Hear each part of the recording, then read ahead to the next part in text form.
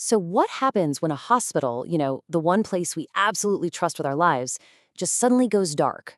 Today, we're going to break down the anatomy of a cyber attack that did exactly that, paralyzing an entire medical system. I mean, can you imagine waking up to this news from your local hospital? This single, incredibly stark sentence from the AZ Monica Hospital in Belgium, well, it sets the stage for a day of just absolute chaos. Okay, so a hospital going dark. How does something like that even happen? Well, this whole thing kicked off early one Tuesday morning in Antwerp, and you'll be shocked at how fast the whole system came crashing down. It all started at 6:32 in the morning. That's when the first domino fell. The hospital actually made the drastic call to take its own servers offline, to try and stop the bleeding. But by morning, the damage was done. Surgeries, appointments, you name it, canceled across the board. And by midday, what was an internal crisis became a very public one. So let's get into the anatomy of this shutdown. What does it actually mean to take a hospital offline? What does that look like for the doctors, the nurses, and especially the patients on the ground? Yeah, we're not talking about your email being down for an hour. This was like severing the hospital's entire central nervous system. The whole digital backbone of the place was ripped out. From the operating room to the pharmacy, every single digital tool that modern medicine depends on, poof, gone. It sends shockwaves through every single department. And the fallout was immediate. The emergency department crippled. It was forced to operate at just a fraction of its normal capacity. Ambulances and emergency transport units were basically grounded.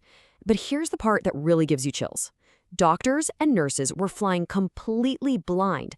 They couldn't access any digital medical files. No patient history, no known allergies, no medication records, nothing. So, what's the backup plan?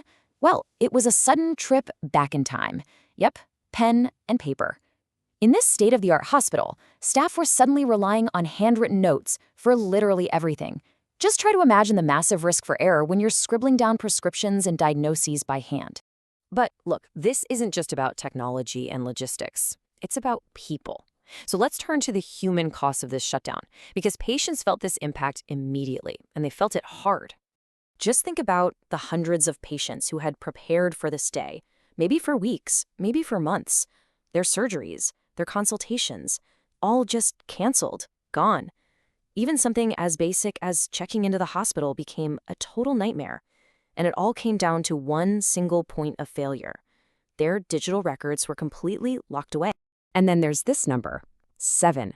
This represents 7 patients in critical care, people whose lives were literally hanging in the balance. With their own hospital unable to properly care for them, an emergency transfer had to be set up with the Red Cross. So this wasn't about inconvenience anymore. This was about survival. Okay, so when you see this level of disruption, you absolutely have to ask the big question. Who did this, and what on earth did they want? Well, as the police and prosecutors launched their investigation, the nature of the shutdown itself, this complete and total paralysis of the system, it started pointing towards a very specific and, unfortunately, a very common type of digital extortion. Now, publicly, the hospital played its cards pretty close to the chest, just calling it a cybersecurity incident. But behind the scenes, you better believe the rumors were swirling. Unconfirmed reports, supposedly from inside the hospital itself, claimed the attackers weren't just causing chaos, they were demanding a ransom.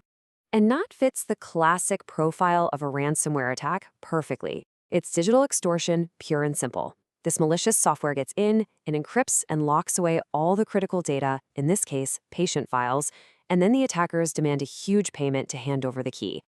And this isn't random. These criminals have figured out that healthcare is a prime target. And that's really the crucial point here. The attack on AZ Monica, as shocking as it is not some isolated case. It's actually part of a much larger and, frankly, very alarming trend.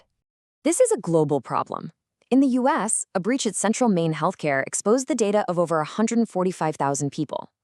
In the UK, the Barts Health NHS Trust was hit after a software vulnerability was exploited. The motive is always the same. Hospitals are absolute treasure troves of sensitive data, and that makes them irresistible targets for cybercriminals. Which leaves us with this final critical question to really think about. As our hospitals become more and more reliant on these digital systems for everything from scheduling to actual surgery, who is ultimately responsible for protecting the patients when those systems fail?